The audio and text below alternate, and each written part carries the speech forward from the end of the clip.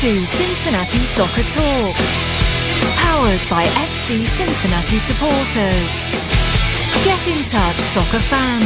Email us at cincysoccertalk@spnt.tv. Now, here is your host, Nick Suberling. Hey, what's happening, Cincinnati Soccer Talkers? Episode 70 of the podcast coming at you live on Facebook, YouTube, and CincinnatiSoccerTalk.com.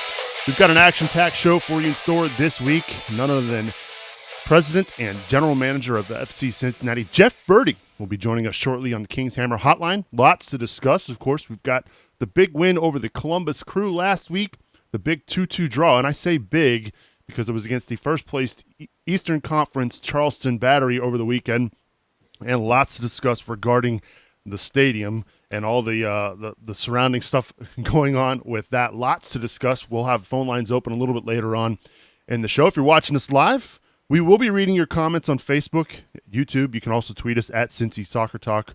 And again, you can call us on the King's Hammer Hotline, 513-399-KICK. You can also email us at feedback@CincinnatiSoccerTalk.com. Pleased to be joined this week by my co-host, the Wolfman. Bill Wolf, how you doing, buddy? I am doing... You were late on the wolf out there. Yeah, I'm doing great. So good to be back. Good to have you back. Yep, I threw you off a little bit. I like keeping you on your toes. That's what always I'm here good. For. And also Brian Weigel. Brian, how are you? Good. I feel like I'm slacking a little bit on the, considering, Cincinnati Soccer Talk to March to Match Day, and I still don't have, music for me, man. I'm still waiting on this. It better not be a baby noise. No, I don't even have that loaded up for you. I don't think. No. I still have about 3 to 4 more weeks. But I won't. Oh, crap. I won't play it. I still have about 3-4 more weeks for that, Nick. All right. Yeah, you're going to be hearing that enough in the future. Yeah. So Little baby Lily coming in. You guys can't see everybody listening. I have about 8 bags of baby girl clothes in this room right now. So my podcasting studio is now half of a nursery. So yippee. Nice. Good stuff. My podcasting studio, if you were to look around the other side of the camera, you would see toys, and I know how you feel, Brian. We're getting there. I still need more scarves up, so still got to get some more scarves up for FC Cincinnati. I took down some of my USA scarves, also took down some things that might have had Columbus written on them. That's probably a good call. Because hell's real. Hell's real. Yes, it was real last week, too, when FC Cincinnati knocked off the Columbus Crew 1-0. Another Widmer's clean sheet for FC Cincinnati at 6 on the year. Make sure you check out WidmersCleaners.com for their fluff and fold laundry service. Proud of the guys for keeping a clean sheet over the Columbus Crew. Well, one of the guys who was proud of keeping a clean sheet over the Columbus Crew is obviously none other than President and GM of FC Cincinnati, Jeff Berding, and he joins us now on the King's Hammer Hotline. Jeff, how's it going, man? Great. Good to be with you, Nick and Brian and Bill. Thanks for having me. Can you just do us a real quick favor, Jeff, and just put into a few words what last week meant to you and the club? I mean, what a tremendous week, not just from on the field, but off the field as well. Well, it certainly was exciting, and it's, an important building block for a club that's still pretty young. To think of what we've accomplished in this market in a year and a half is something that we're very proud of, not just for FC Cincinnati, but for our city. To show that this is a top soccer market, one of the top soccer markets in the country, to set the record that we set in the Open Cup, 30,000, a record for a non-final. And then our guys just, played their hearts out. We had a great game plan from Alan. The team was very well prepared by our technical staff, and to get a win against Columbus was just crazy exciting. And all my years in sports, probably the most exciting sporting event I've ever been in. Well, it was obviously a great time and a great result on and off the field. Obviously, we're looking forward from there to Chicago coming up next. So how are ticket sales looking for Chicago? Are the season ticket holders coming out as excited as they were for the Crew? It sure looks that way. Thank you. We appreciate all the season ticket holders. We have an exclusive window until tomorrow at noon for the season ticket holders, and the response has been extraordinary. The U.S. Soccer Federation obviously is excited that we might have another big crowd here in Cincinnati, and I think it's shaping up to be, our average overall is north of 20,000, and I certainly think we'll be north of our average. And who knows? Maybe we catch lightning in a bottle again, and we get up to 30. But I certainly think it's going to be a large, exciting crowd, and another opportunity to get on the national stage and just show people what Cincinnati soccer is all about. So it's kind of another interview for the MLS, so to speak. Any chance you think Don Garber might want to finally visit Nippert? I don't know. We certainly would welcome having folks from the league office come, but the opportunity to host the front office maybe of the Chicago Fire.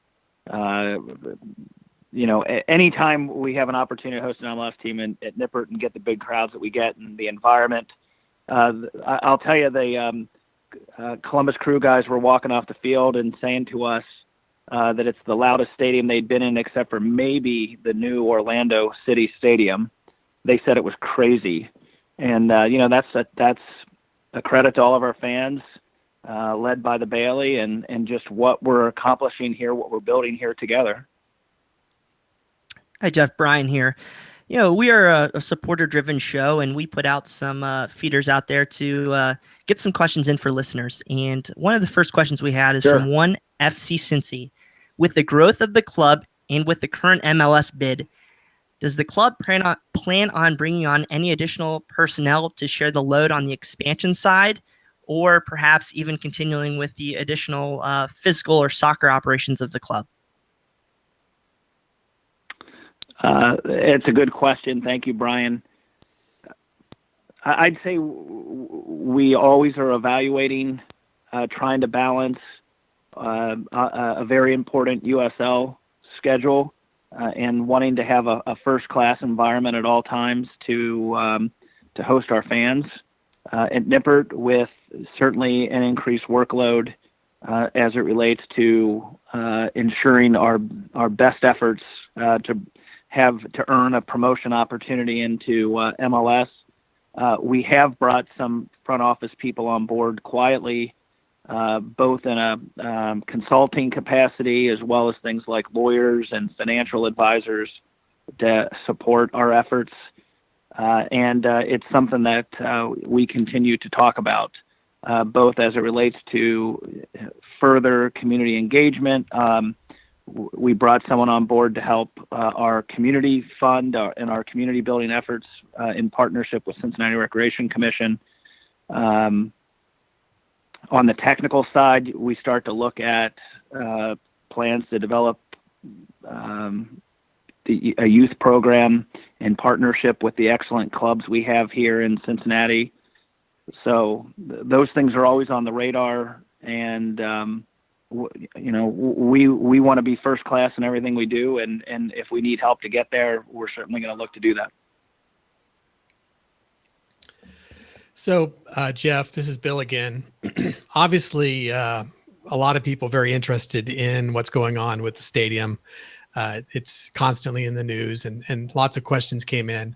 But I want to kind of step back a little bit and just sort of maybe ask you a question to think about the way things unfold a little bit.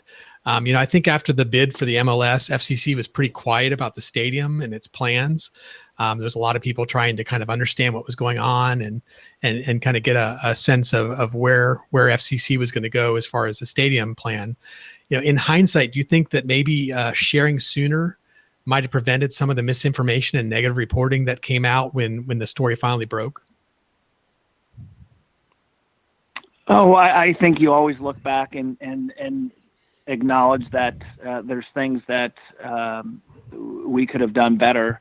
I think from our standpoint, really the first thing was where we might build the stadium. And we've acknowledged that because we only had 6 weeks to submit our initial expansion bid, the only site that we could submit with some element of control was our partnership with Corporex at the Ovation site in Newport, but we certainly expressed interest in other sites in the city. And then you go through the process of working with urban planners to see, you can't just drop a 25,000 seat stadium in the middle of a dense urban environment and not anticipate consequences. And so we needed some ability, some time to assess what that impact would be in those neighborhoods, because if they got red lighted right from the start, there was no point in engaging neighbors and getting people exercised in any way for something that may never get off the ground just because it's not a workable site. And further, I guess we're very sensitive to the fact that this community faced an enormous challenge in the 1990s, responded generously with the sales tax, and it's an issue that stirs emotion in this community, and we didn't want to engage a public debate if there was no opportunity to even think of a public-private partnership. At that point, if there was just no there, then we will have at least made the effort and could pursue our partnership with Corporex. As it turns out, we had some very initial discussions just to see if people were willing to even engage the conversation. There was some interest in engaging the conversation, and at that point we began the public conversation. But did we handle it in a way like as you noted? Maybe we could have got out in front of it a little bit. Certainly we could have. I think at the end of the day, when the public conversation began, we immediately decided, well, the first people we're going to show the stadium designs to are our season ticket holders, because you're every bit as much of this club as anyone who plays for the team, works in the front office, or owns the team. We've said this is our club. This is all of us in this building together, and we thought it was appropriate to really start the conversation at that point with our season ticket holders. Now, we wrote a story a couple weeks ago that's saying FC Cincinnati was kind of assuming center stage of the MLS expansion process. Yesterday, you were quoted in a Deadspin article that there is an existing TIF, tax increment financing, on the development site Ovation in Newport, and that the magnitude of that TIF gives us an available financing plan to develop a public-private partnership in Newport without further legislative steps. You said what is needed is already in place in Kentucky, and literally all we have to do is tell the developer we have the memorandum of understanding, and let's proceed with making this happen in Newport. So, are you willing to confirm that at a worst case scenario that FC Cincinnati would have the financing plan in place to move forward ahead on a stadium site in Newport, Kentucky? We have a very good relationship with the folks at Corporex. We do have a memorandum of understanding regarding an opportunity to build a stadium on that site. There is a TIF in place. I'm not going to get into the specifics, but if the question is there an opportunity in place to allow us to partner with Corporex on the Newport site, there is. All the different things that we would do between now and announcing a viable plan, I'm not going to go through here, but our focus up to this point has been to try to work with elected officials, community leaders, opinion leaders, the business community, and see how we can develop a site in Cincinnati and bring $250 million of investment into the urban core of Cincinnati, and continue to build from the momentum that the renaissance that we've seen in Over the Rhine, and maybe bring that into the West End or continue to grow up in Oakley. That's been our focus. We've not had talks, negotiations, if you will, with folks in Kentucky, because right now our focus is working to get something done in Cincinnati. Jeff, we got this question from UK fan 3108. He's asking, is the $100 million in public funding, which has been asked for, only applicable to the Cincinnati, Ohio proposed sites? Let me offer it this way. The discussions we've been having with Ohio officials is relative to getting a stadium built in Ohio. we don't have a site focused on in Ohio. And once you have a site, you can develop the tax increment financing plan, because you're dramatically growing the value of the site with a $200+ million stadium, and you can capture that tax incremental value and help finance the stadium. In the Newport site, there already is the site, and there's a better understanding of what the TIF is, and the opportunity for that TIF to support a stadium on top of the $100 million that the team is prepared, that our owners are going to invest, with our partnership with the developer Corporex, gives us an opportunity to have a very exciting development in Newport. We're hanging out with President and General Manager Jeff Berding from FC Cincinnati here on Cincinnati Soccer Talk. And Jeff, do you have any thoughts about the opinion piece that was written today by the different supporters groups wanting an FC Cincinnati stadium specifically in the city of Cincinnati? And do you have any thoughts on the piece that went out today?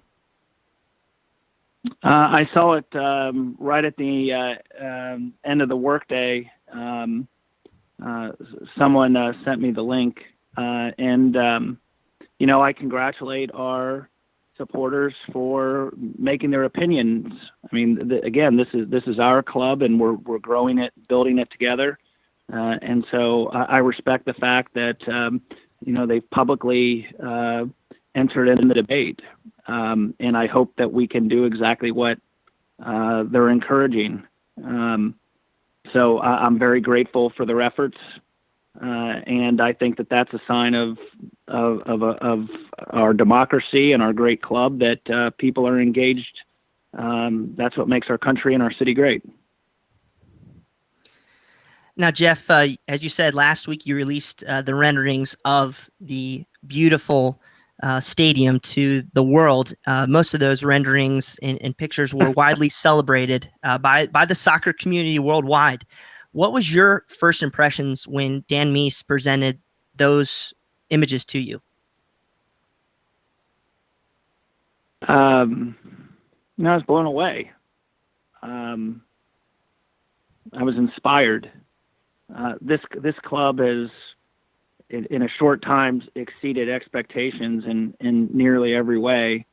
And we did want a stadium that sort of connected the history of Cincinnati as a great pro sports town with the future, where soccer helps promote Cincinnati on the global stage and compete and win in the global economy into the future.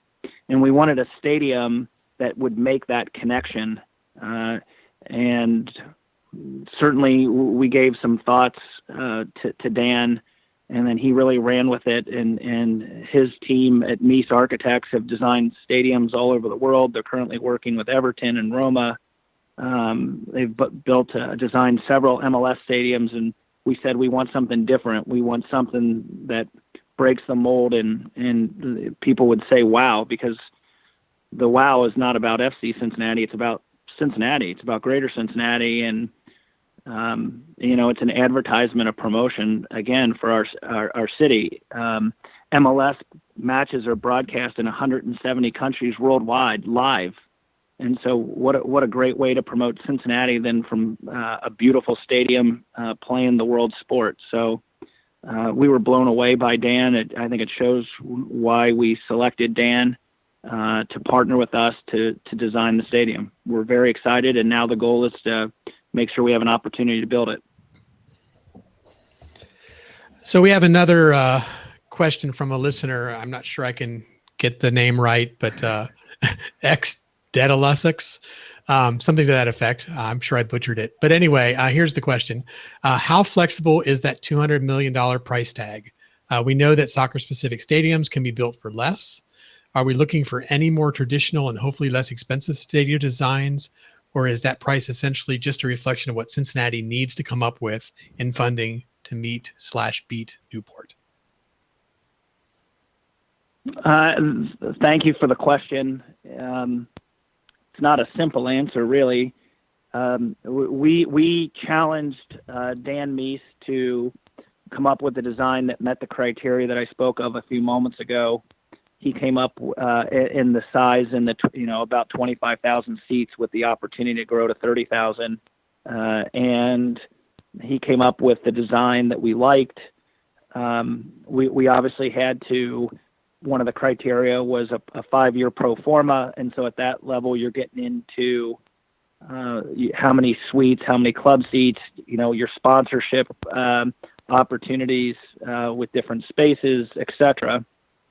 All those get built into this initial design, and then we worked with Turner Construction, who's built a number of these MLS stadiums and other sports stadiums around the country and the world to price out what it would cost. And the estimate was that it would cost $200 million, and we believe that it's appropriate for the team to pay for half of that, our owners to pay for half, and then you combine it with the $150 million franchise fee, which is a rather significant amount of money, and it's a $250 million private investment to bring the MLS to Cincinnati.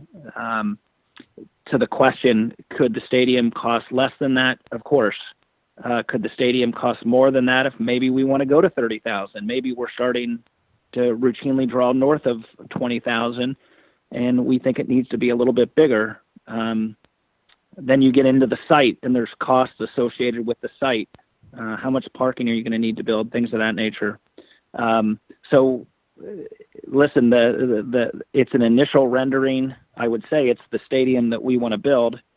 We have an initial cost estimate that's somewhat site neutral, and our commitment is that we think it's appropriate that the team pay for at least half the cost of the stadium on top of the $150 million for the franchise. So, we're going to keep working at it, and I'm sure there'll be some adjustments. One of the things that we're excited about, Bill, is we're going to send a survey out to all of our supporters and ask them questions about the stadium. And, do people want a standing room area in the Bailey? Or do people want, what kinds of concessions, a brew pub, things of that nature?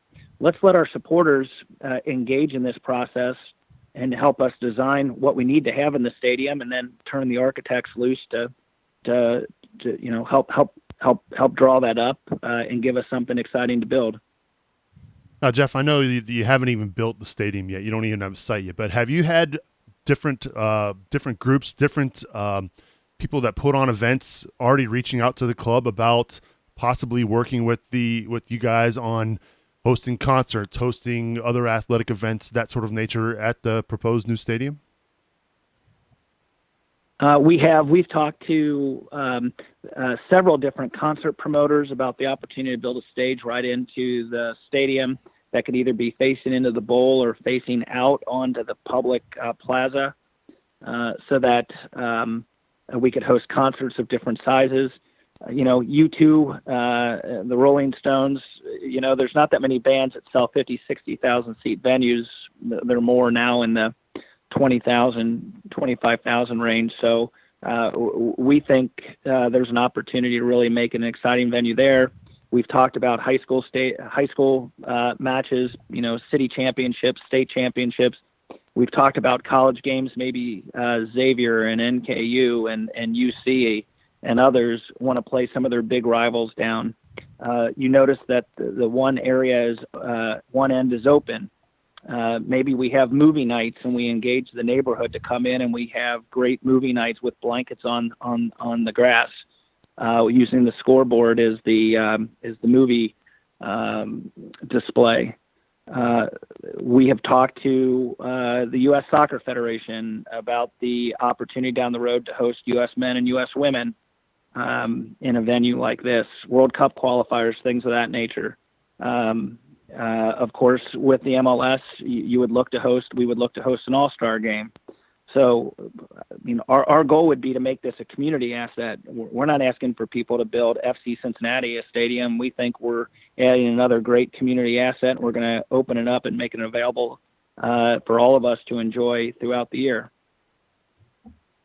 One question I keep seeing on our Facebook feed right now is that people want to know when we have to decide when and what location our stadium's going to be at for the MLS bid? Is there a drop dead date, or is there even a date where we just give like the city of Cincinnati a memorandum and say we have to know by this date, or we go to another location?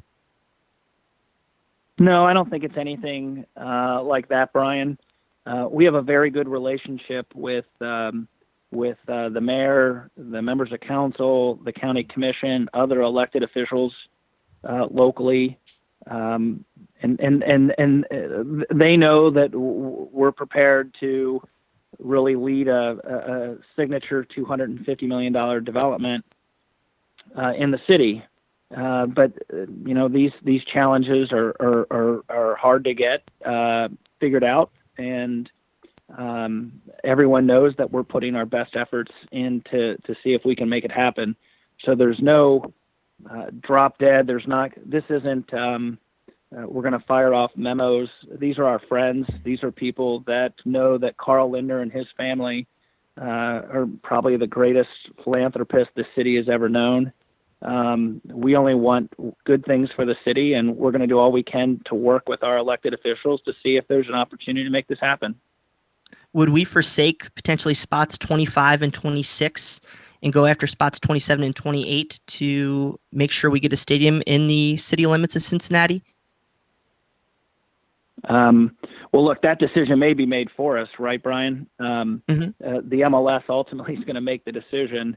If you're asking, would we hold off on doing everything in our power to have a winning bid for teams 25 or 26?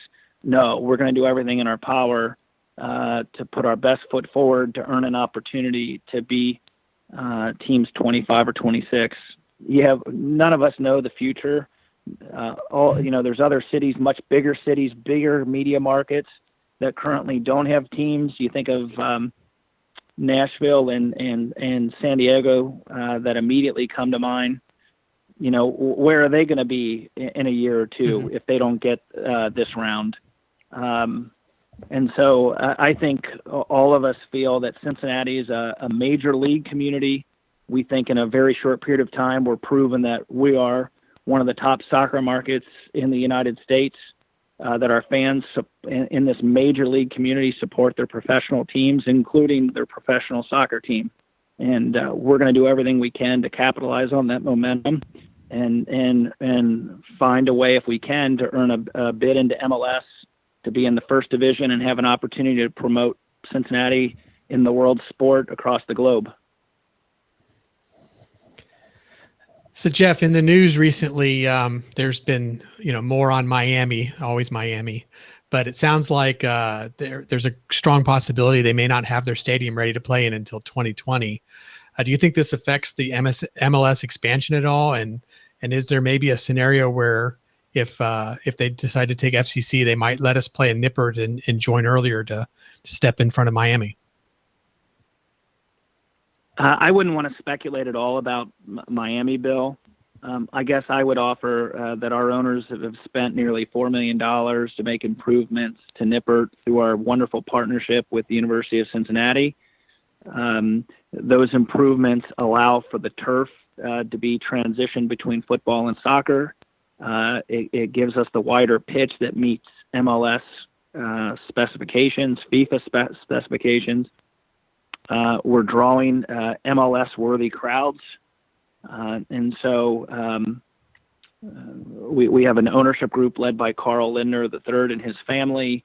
That is an MLS caliber ownership, in our opinion.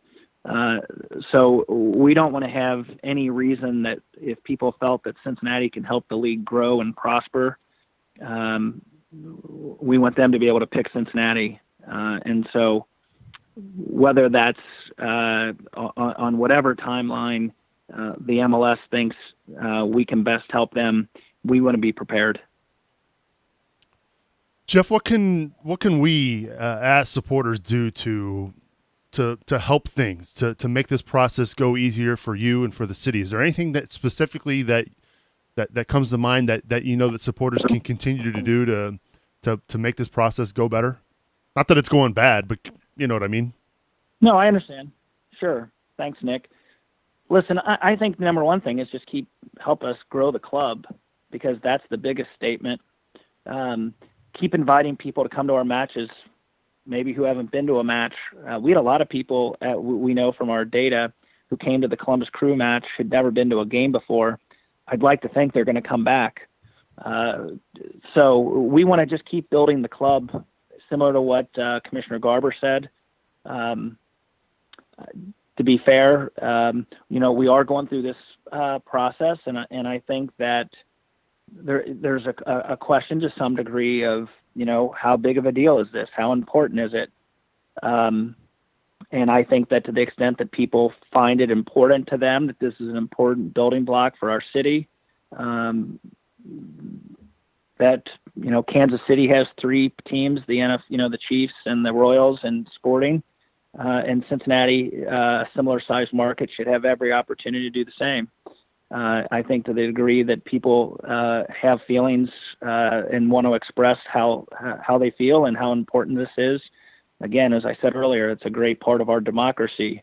I was an elected official for 6 years. I had the honor of serving the residents of Cincinnati on Cincinnati City Council, and when you start getting a lot of feedback from citizens on particular issues, catches your attention, and to some degree, there's a limited, and I say this respectfully, there's only so many hours in a day. There's hearings are only going to be so long. There's only so many issues that are going to go on an agenda. We have a lot of challenges in this community, some of them life and death, and to the extent that people listening, to the extent FC Cincinnati supporters think that this should be a top priority, we're not saying it needs to be the top priority, but to the extent that the people see the opportunity to have an MLS soccer franchise as a key investment in the new economy, who understand this is a once-in-a-lifetime opportunity to win an MLS expansion team. The MLS has said quite clearly they're going to stop at 28. I think 28 makes it the largest first division league in the world. We have a limited window for something that could be really great for the city, and to the extent that people want to engage in the process, people have every right to do so, and I'd encourage people to do so in their own way, and whether that's engage on social or more, that's our right that we have as Americans. Well, I know you're a busy guy, Jeff, so I've just got a couple more questions for you, and then we'll let you off the hot seat here on Cincinnati Soccer Talk. Did you hear from anybody at MLS? Hotline. Of course. Yes. Did you hear from anybody at MLS about the Crew game? Did you hear from anybody at the headquarters about the success of that night? Well, let me say we had. I think you start with Greg Berhalter, who in a pretty tough moment was very complimentary of our fans and the environment, and saying how it was a great win for soccer in our country. And I thought that showed total class by Greg and on behalf of their franchise. We had some notes from some of our peers who were very generous in their compliments. And I certainly the league noted, as did the federation, what a tremendous environment it was on Wednesday night. And I think we showed what a great rivalry we could have with the Crew, and very exciting one that I think both markets could get pretty excited about, and that helps our sport. It helps make it more relevant in both markets. And then, now we have Chicago coming to town next Wednesday, the 28th. And it just happens to be 2 days before the Cubs come to Cincinnati and start a series on the 30th. So, we think that's another regional rivalry that can help grow the game in the MLS and continue to spur new passions on the pitch between regional cities. And I know that that's something that we've talked about as a part of our bid, and I think our city and our club showed so dramatically last Wednesday, and we hope we can do it again, what these regional rivalries could be with the inclusion of Cincinnati in the MLS. Do you ever feel left out that I've never asked you about Skyline? I have noted that you've guessed others, but this is only my, I think, third time on the show, so I figured it was coming at some point. Are you a fan? Of course I am. I'm a fifth generation Cincinnatian. Right. You better believe it. That's what we like to hear. That's good stuff. Jeff, we really always appreciate you coming on the show. Every time you come on, it's just a ton of fun. You bring a ton of information, and we really do appreciate it, all that you're doing for the city and for soccer in the city, because a year and a half ago, I could not have envisioned this, and this is just absolutely fantastic. So thank you again for being with us, and continued best of You're luck the welcome. rest of the season. It's not about me. It's about all of us.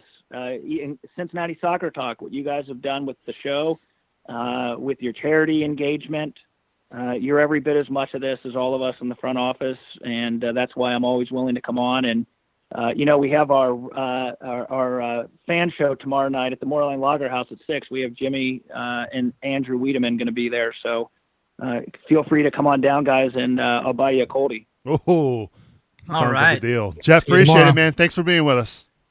All right. Thank you. Bye-bye. That's Jeff Berding, President and General Manager of FC Cincinnati, joining us here on the Kings Hammer Hotline. Whew, lots to digest there. Really enjoyed that conversation. We've got phone lines open, 513-399-KICK, 513-399-KICK. We'll kind of reset here, and then we'll get to some of those callers. Bri, what did you make of – I guess I wasn't really surprised at anything that we heard there from Jeff, but again, he went more in depth about the process and kind of just, I think, put a lot of people at ease about the what's going on and why they're looking at the different cities and the different areas for a stadium. Well, there's absolutely a lot going on in this whole process. I think something, to me, I feel like has changed over the course of the past week. When FC Cincinnati debuted, the renderings and most of those things had Newport on them.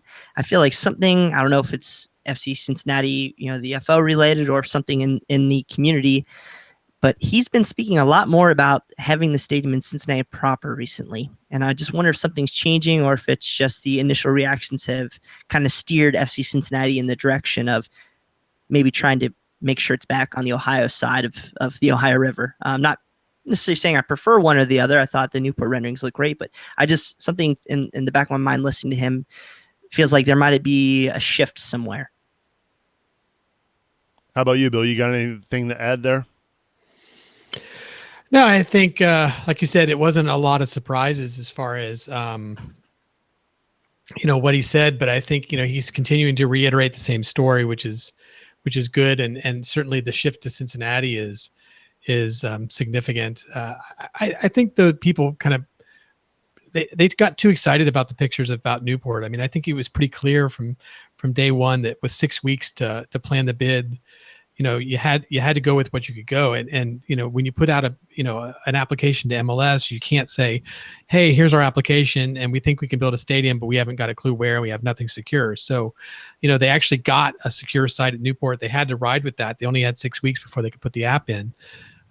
If MLS says, let's go, then they don't have to build there. And he said that over and over again. And I think, he just continues to reiterate that. So, and he's also made it pretty clear that Carl Linder is very much focused on Cincinnati. That's his preference. So, again, we've got phone lines open on the Kings Hammer hotline, 513-399-KICK. Call in, have your say on the stadium. Call in, have your say about the crew match, the draw over the weekend against the Charleston Battery. We want to hear from you. This is your show, folks. 513-399-KICK. Let's go to that Kings Hammer hotline and let's speak with Max, who joins us now on the Kings Hammer hotline. Max, what's going on, buddy? Gentlemen, hello. Just still buzzing from that win on Wednesday. I mean, we beat the Crew. Can you even believe it? Can you even believe we're talking about that right now? It's pretty remarkable. It feels like I can't believe it's been a week already. But yeah, that was pretty exciting. That's the most excited I have felt watching a soccer match on TV in quite some time, Max. We could tell with your video. Yeah, absolutely. Yeah. What's on your mind, Max? Absolutely electric atmosphere. I just wanted to come on and talk a little bit about that opinion piece that was released today. I mean, we've all been abuzz about stadium speculation and where it should or shouldn't go, and how it's going to get done. And I just wanted to express my opinion that I would really love to have the city in Cincinnati for a whole host of reasons. I mean, we can dig into that more if we need to, but, also remembering that at the end of the day, it's about winning the bid. I mean, if you would have told me about 5 years ago that we were on the verge of having a legitimate bid to MLS, I would have laughed in your face. But here we are with that reality. And, at the end of the day, if we have to go to Newport, we have to go to Newport. I'm going to support FC Cincinnati. I'm going to wear orange and blue. I'm going to beat the heck out of that drum for 90 plus minutes. But, as a Cincinnati born and raised kid, my heart's in Cincinnati. And if we can get a deal done over here on this side of the river, I would absolutely love that. And that's one of the reasons for the piece. And, a few of us have felt that way for a very long time. I don't think it's any surprise to any of you that, know some of the people that, penned that article. You know where to find us, how we feel about things. But more than anything, we love this city, but we also love this team. And, where they go, we'll follow. Now, Max, as we all saw when we read the piece, is that it was made up of a collection of some of the most well-known ranking leadership in the official supporters groups of FC Cincinnati. My question is, okay, you made your thoughts known about, hey, we want the stadium in Cincinnati. Has there been any actions or strategies planned to help the club or the city at least gravitate to helping the club in making this a reality? So I think, as Jeff mentioned, first and foremost, supporting the club. That's our first directive. Secondarily, if you're talking about any specific actions, personally, I've penned some letters that I'm going to be sending to my local officials. I suspect some of the other people have done the same. And I want to be clear, when you talk about, some of the higher ranking people in the supporter groups, we're absolutely not speaking for the rest of our members here. Everyone has their opinion on this thing, whether they feel strongly or mostly apathetic or don't care where it's going to be. They just want to win the bid. Absolutely not speaking for anyone, but, this is something that's close to our hearts. And, as Jeff talked about, it's our right as, red-blooded Americans to get out there and let our opinions known. And that's what we did. And, I want to reiterate, if this team goes across the river, it's not my preference, but I'm 100% behind this team, still on cloud nine that we're even having this discussion. So Max, beyond the letter, I mean, that's good. And you guys, put your names out there. I think that's important. But do you think there's going to be any more push beyond that? Are you guys going to try to, rally the troops, so to speak, or contact public officials, or is there any other plans to continue this beyond just having written a letter? Yeah, I mean, we're going to absolutely contact our local officials, make as much noise as we can about this. I mean, at the end of the day, there are roadblocks in front of this thing that have to be removed. We're going to try to identify what those are and do everything we can to undo them, if it's at all possible. I also want to be clear that, none of the actions that we're going to take are going to affect this bid. Jeff is an animal, and he's going to get this deal done, whether it has to be in Newport, it gets done in Cincinnati, or it gets done on the moon. So he's going to get this deal done. We're just trying to convince the officials that, hey, this would be great if we could keep this in Cincinnati, keep this ball rolling of revitalization in the city. Again, I talked about, being a lifelong Cincinnatian. I've seen the city sit stagnant for decades, and, what it's done in the past few years is absolutely awe-inspiring, and I just want to keep that going. So absolutely speaking to our local officials, and, if anyone has any ideas about more noise we can make to the people that are going to be the, decision makers on this, we're absolutely, ears are open, arms are open. If you disagree with us, you know where to find us. We'll absolutely, engage that conversation.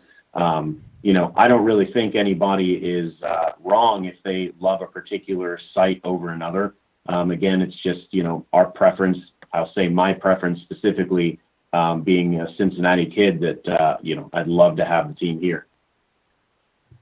Max, appreciate the honesty. Appreciate you calling in and having your say. I think all opinions are welcome, and I like that you and some of the other guys from the other supporters groups banded together to put together a strong, unified message. I appreciate you calling in, buddy.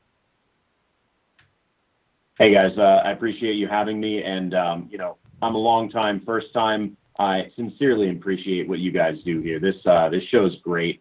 Gives a great voice for the fans. Great recaps. Looks forward to the matches. I just want to really say I sincerely appreciate what you guys do. You're killing it. Thanks, Max. Appreciate it. Don't be a stranger, all right, buddy? All right, sir. You guys have a great night. You too. That's Max giving us a ring on the King's Hammer hotline. Let's go to Arthur, who's in Cincinnati. Arthur, welcome to Cincinnati Soccer Talk. Hey there, guys. First time caller, long time listener, and thanks for having me on. I just want to tell you a little bit of myself. I'm from Cincinnati. I was born and raised here. I actually go to school in Columbus now, and I've been a long time Crew fan. I was excited when they won the Cup in '08. But I mean, I've been to so many games the last couple of seasons. I fell in love with the atmosphere. I fell in love with the team. And actually, after the game on Wednesday, I was so pumped up. I went on Reddit and switched my flair from Crew to Cincinnati. So you guys have really, really won me over, I have to say that. Yeah, one more in the group.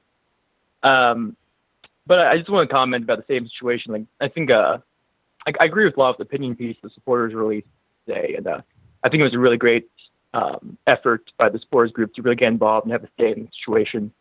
I would obviously prefer the team be located in Cincinnati in West Side or Oakley or wherever.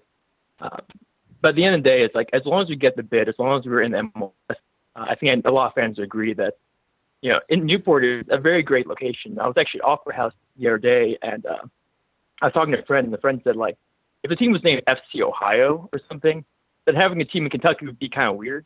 This is FC Cincinnati. You know what I mean? Like, if you go to Newport or Covington or Florence, wherever, and you say, like, hey, where are you right now? Most people would say, well, I'm in Cincinnati. Like, this is Cincinnati.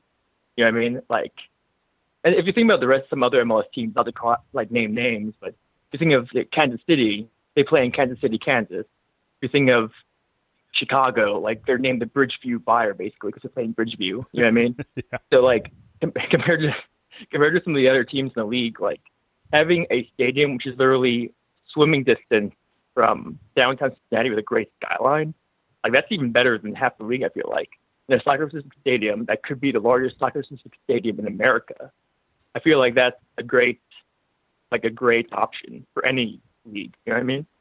So that's just my perspective. And just remember, I'm at Cincinnati and Reddit. So congrats, guys. Well, I kind of like what you said there, Arthur. This is Brian here. It's, I think, looking at basically a march from what we say is kind of like the city center and Fountain Square. I want to say the march to Newport is like 1.3 miles.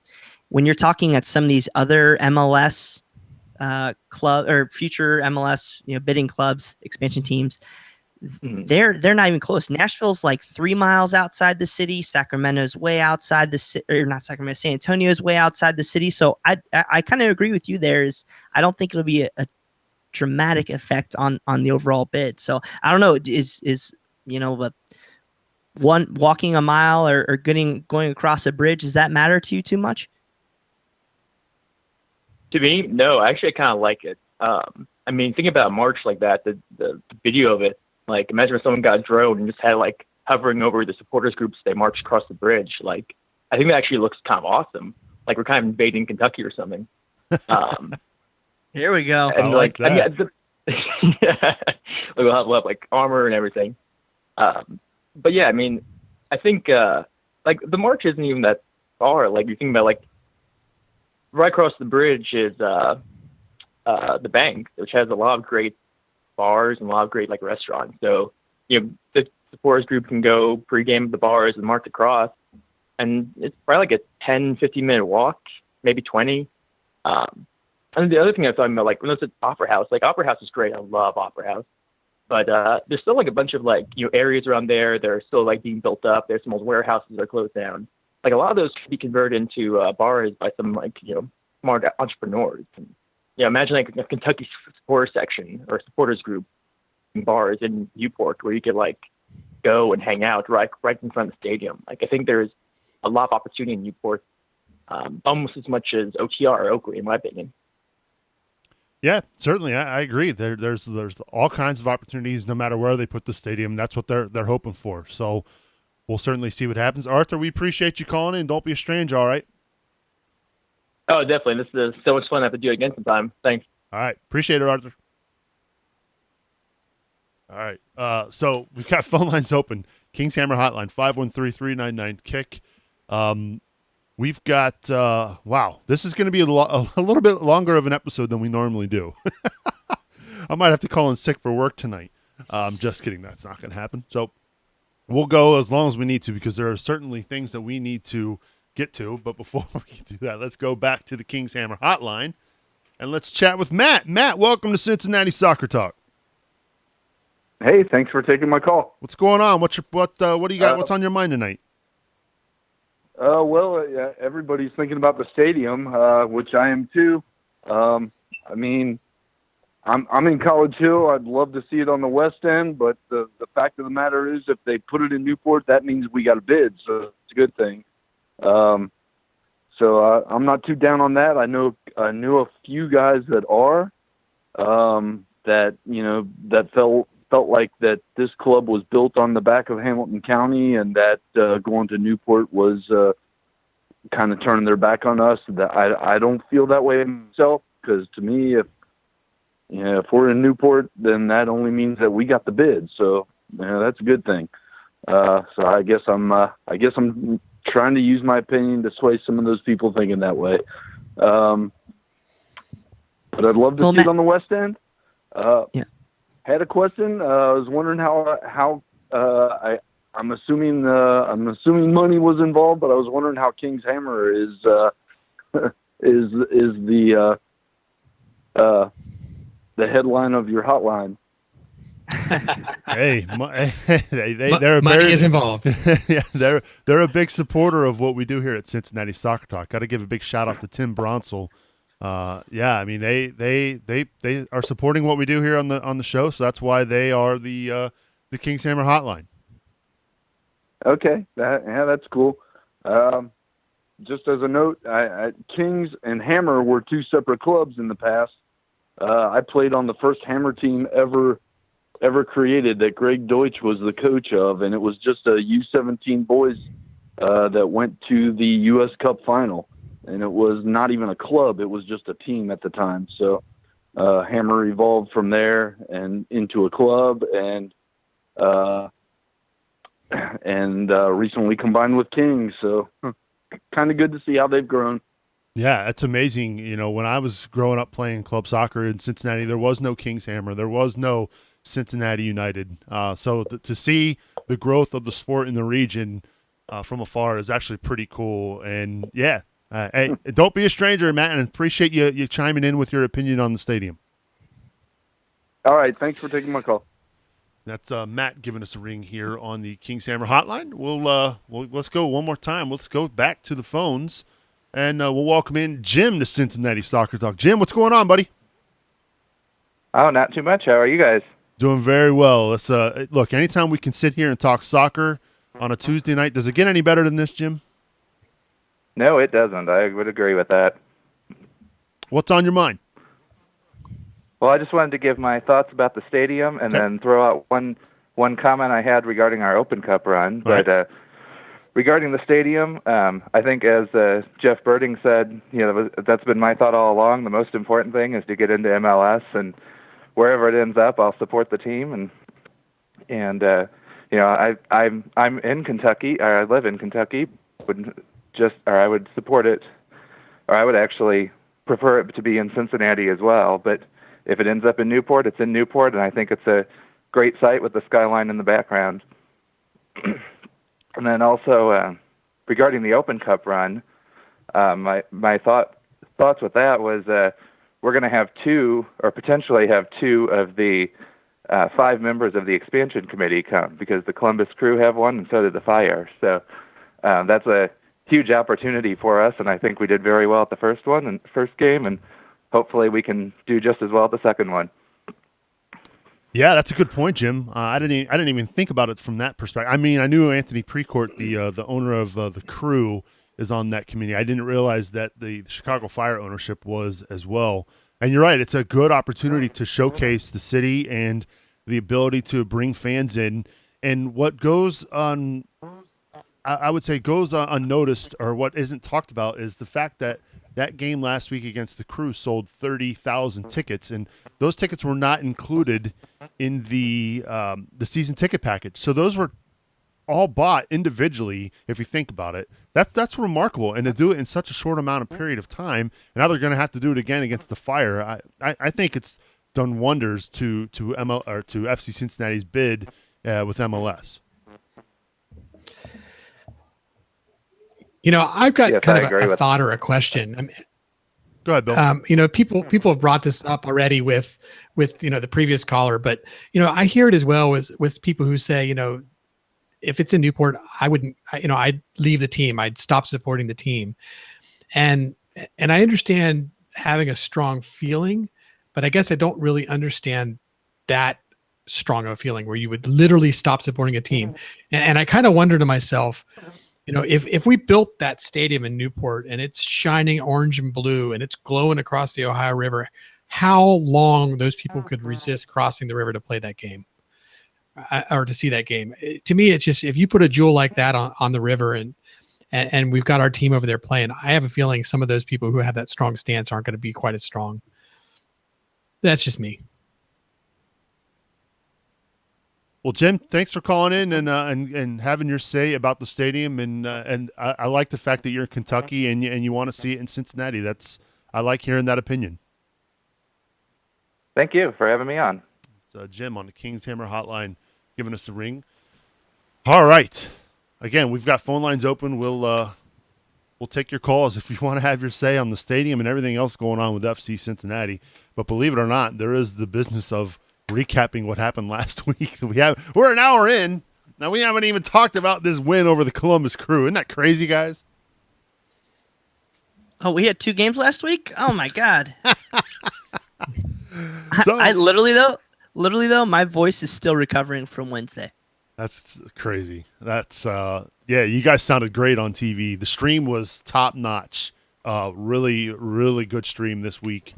And I'm hoping that it's there's a pretty good chance I will be there in person for the Chicago Fire game. So, excellent. I'm excited about that. Soups paints up. I don't know yet. We'll see. I know I made that deal. I'm kind of in limbo right now with everything going on. So I'll see what I can do. I know. No, what can I say? All right. So, hey, they win 1-0 over the Columbus Crew. They get the clean sheet over the Columbus Crew in the Hell is Real Derby, the first one. A goal from Zibi. I keep watching the replay of that goal, and I still wonder how the heck that ball got in. I mean, what was like? I just don't know how the keeper couldn't get to it. That header was in such slow motion, but I don't understand. But I went crazy just like everybody else did. Loved seeing the videos from the Bailey of people recording the goal live, the celebration live. Loved seeing there was I can't remember who it was that shot the video from the sideline right in front of where Justin Hoyt got absolutely cheap shotted by Will Trapp at the end of the game. Loved seeing that. 30,160 showed up for that game, just shy of the club record for attendance in a game that mattered. We know the Crystal Palace game obviously had more people there for that, but I guess I'm a little disappointed to hear from Columbus fans saying that they felt like they weren't treated nice or they were treated poorly. Now, let me pose this question to you two guys. Do you think we would go to Columbus and they would welcome us with open arms? Do you really think that would happen? And based on the comments I saw on Facebook leading up to the match, I don't think they wanted the kumbaya, let's have fun and be friends. I don't think that's what they wanted. So why are they? I don't understand what they're so upset about. Would it not have been the same the other way, or if the shoe were on the other foot, if we had to go up to Matford Stadium and watch that game? I just think it's people a little butthurt that they lost to a USL team. Bill, you've been in more games there than me. I 100% with you, Subes. I mean, if it had been reversed, it would have been the same way. We'd gone up there. They certainly would not have like given us hugs and, patted us on the back and told us welcome or anything like that. They would have been screaming at us and hating every minute that we were there. And, we beat them. Sorry, but they thought they were going to come in here and wave a bunch of flags about how stupid we were and roll over top of us, and that didn't happen. And when you're getting so upset that you're swinging, punches at your coach, and I mean, they lost it. Well, we aren't innocent here by any means in terms of the stuff we did and what our fans were saying. But let's do it this way. Laundry list real quick. They brought a two-ball saying FCC kill Harambe. Peace, Harambe. Love you. A bunch of other insensitive two-polls, which is all part of the game. That's all fun and good. But they also brought smoke when they weren't supposed to. And then this is the thing that gets me mad, is that they marched their drummers behind the Bailey to try to mess with us or do something. It was really freaking weird, but yet we're the bad guys and they did all this weird stuff. But I like it. I honestly, I do, because I think it builds rivalries. I think it's going to be, great the next time we play. But I don't know where these guys are saying we're the people that are the weird ones when they club. I obviously played drums in the Bailey, and to me, I was like 1,000 Crew supporters, bring it. Drums, bring it. To me, I loved every second of it. I love that they were over there making noise. I actually don't mind that they had smoke. Admittedly, they weren't supposed to.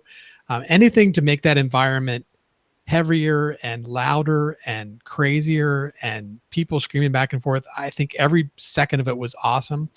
All I know is that when the game was over, I talked to one of the FCC players and I said, hopefully we did what we were supposed to do.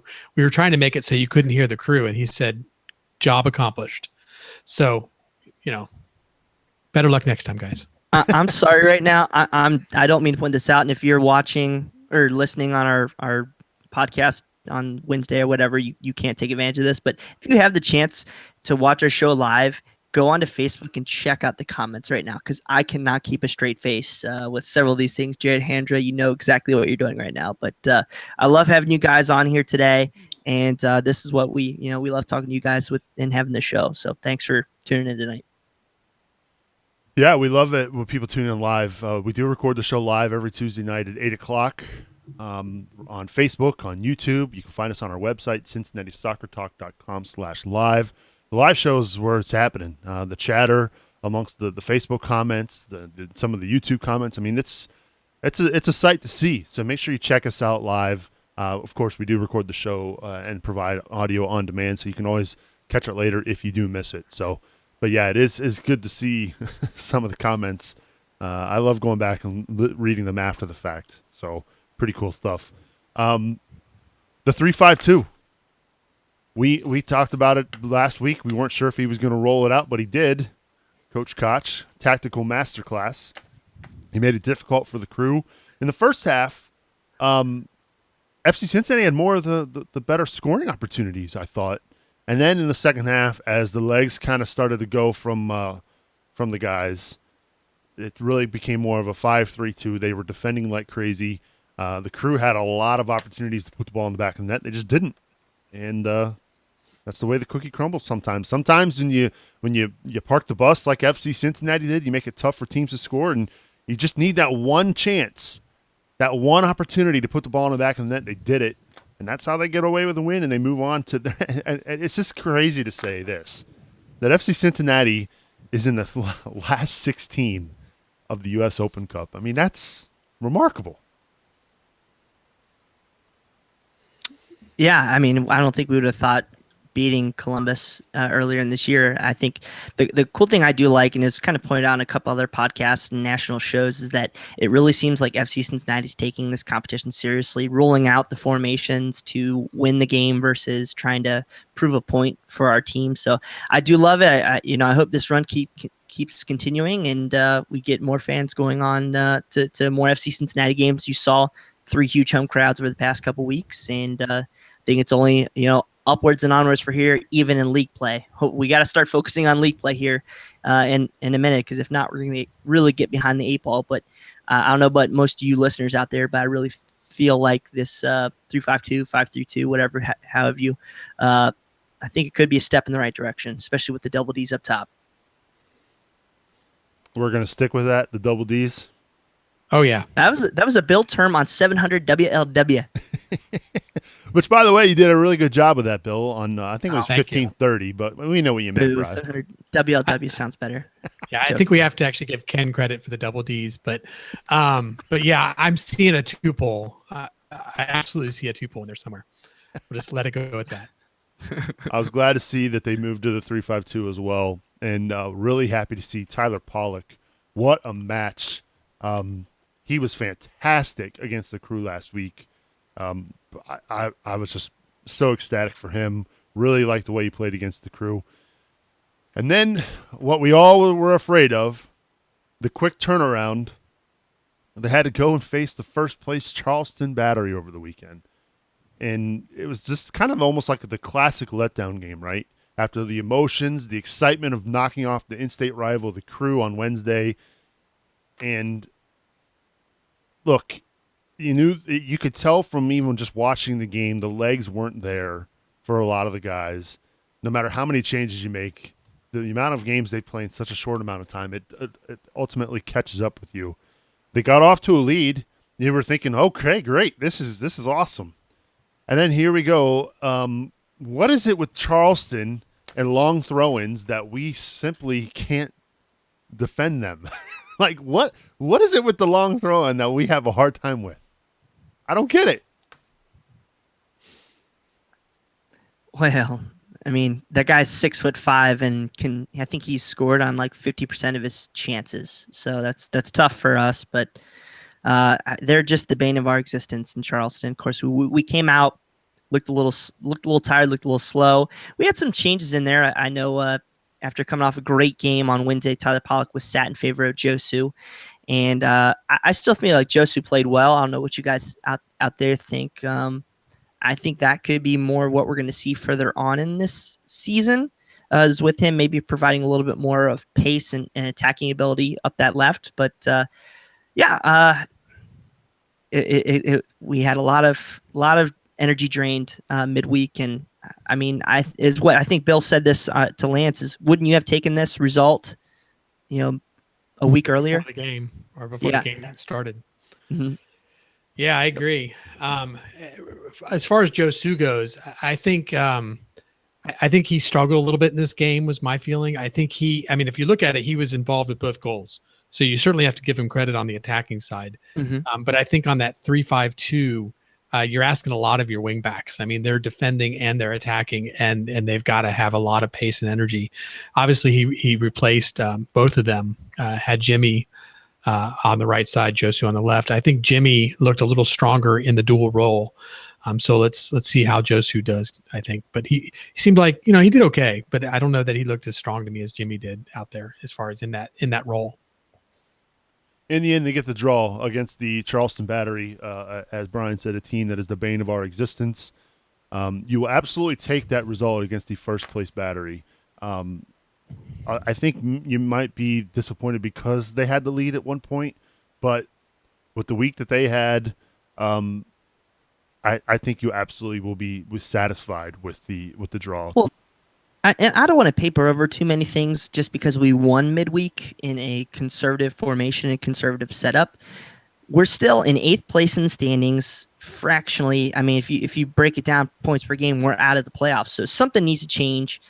I'm glad coaches at least changing up formations and trying to find a winning strategy. Now, if we go out and lose versus St. Louis this weekend, man, I'm really going to start questioning things. Are we really looking too far ahead into the U.S. Open Cup and sacrificing anything we have in USL play? Is that a bad thing? Is having a deep U.S. Open Cup a bad thing versus not making USL playoffs? So we're still not there yet, but I'm liking that we're changing.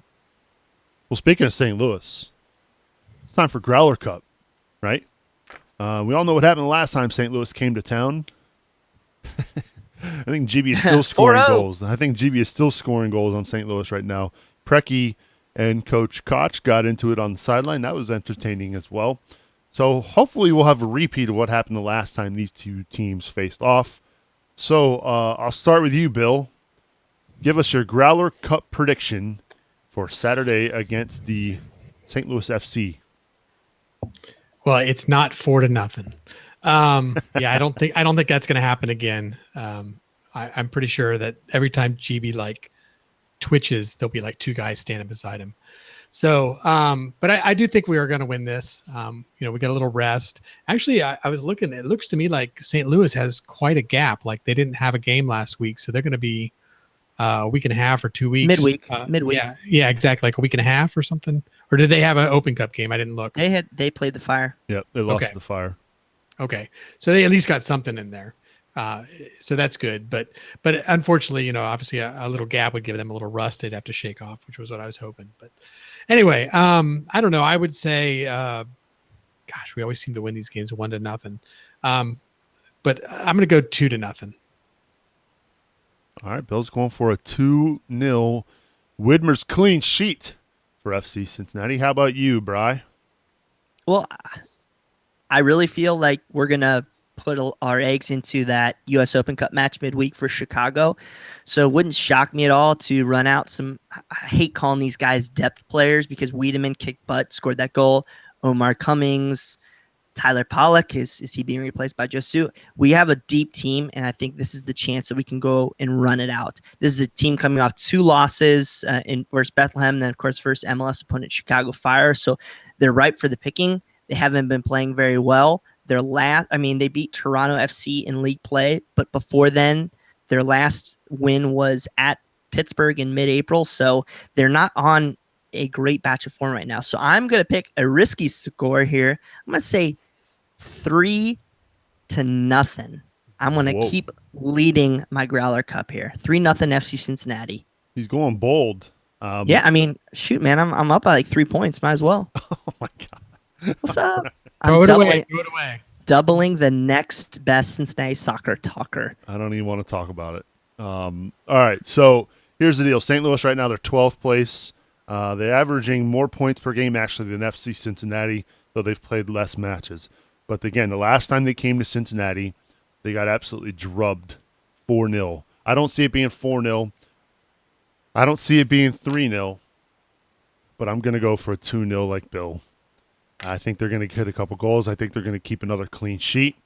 And hopefully they get ready because obviously they got the quick turnaround with the Fire after that. So love to hear your thoughts. What do you think is going to happen in this week's match? Hit us up on Twitter at Cincy Soccer Talk. Of course, if you want to take part in the Growler Cup, you absolutely can. There's still time. And, of course, if you get entered now, you're automatically entered for next year as well. CincinnatiSoccerTalk.com/support. Of course, don't forget to check out March to Match Day. This week you're going to have, looks like you're going to have, is it Matthew Bird from the St. Louis, or the St. Louigans on your podcast, Bri? Yeah, Matt Bird. We're going to have that up Wednesday night, Thursday morning. Talk a little bit about St. Louis FC and the struggles that they're having right now. So excited to talk to him. Of course, next week we're also going to have a special with Chicago Fire. I think Josef Sagai and I are going to be talking to Jeff Krause of Chicago Fire Confidential. And that will drop, I think, Sunday night. So stay tuned to your podcasts for more Cincinnati Soccer Talk coverage.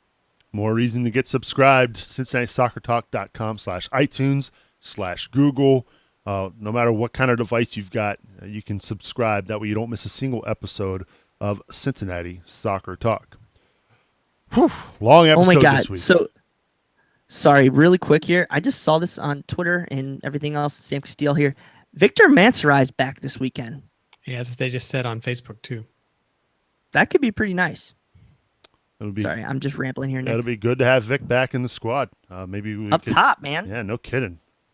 That's interesting. That's an interesting development there from FC Cincinnati. I forgot he's on this team. So wow. Asking when we're going to move our podcast to Newport. That's funny. No, we won't be moving the podcast to Newport. Episode 70. Wow, this was a little bit of a longer one, and for good reason. It was good to have Jeff Berding on the show earlier on. I love having our chats with him. So as we begin to wrap things up, let's get your final thoughts from the Wolf Man, Bill Wolf. Oh gosh. Final thoughts. Chicago. I know we've got league play. I know Brian keeps saying league play, but for me, I want to see another 30,000 people out there. Another crazy MLS interview, so to speak. Somebody give me the number if I'm wrong, but for some reason I'm thinking like the best Open Cup, even in a final, was like 31,300, something like that. We weren't too far off from that. It would be awesome to actually get that record and get another record in our belt. Yeah, I'm not sure what that number is, Bill. Do you know, Brian? No idea. No. A lot, we'll just say. I think it was like, honestly, I want to say it's like 40 in a final in Seattle. Okay. That could be wrong. For some reason I thought I saw 31.3, but I don't know what that number was. So either way, we hope that the stadium is packed for the Fire game. Those tickets are going to be available depending on when you're listening to this on Wednesday. I believe it's at noon is when the tickets go available to the public. So get your tickets, pack that stadium. It'll be a good time, and hopefully, if they replicate the success over the Crew, they're looking at an Elite Eight spot in the Open Cup. Who would have thought that? But of course, you got to play the games first. But Bill, as always, appreciate you being on the show and for bringing the insight, man. Always a great time.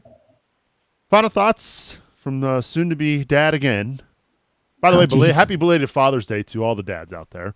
Brian Weigel, final thoughts? Well, we're by far the greatest team Ohio's ever seen.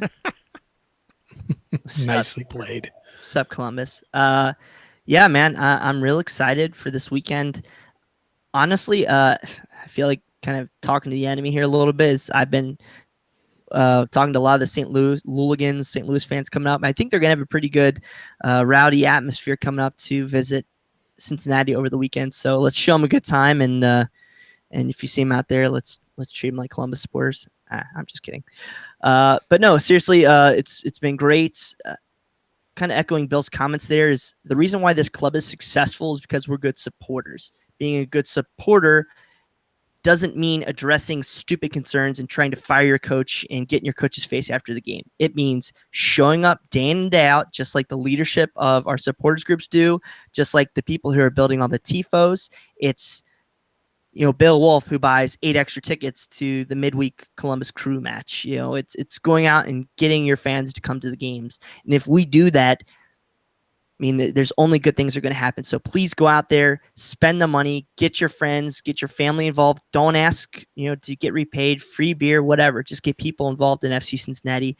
And regardless if it's in Newport or the West End or Oakley, we're going to be enjoying some great special moments. So keep supporting FC Cincinnati, and let's get two big wins coming up here.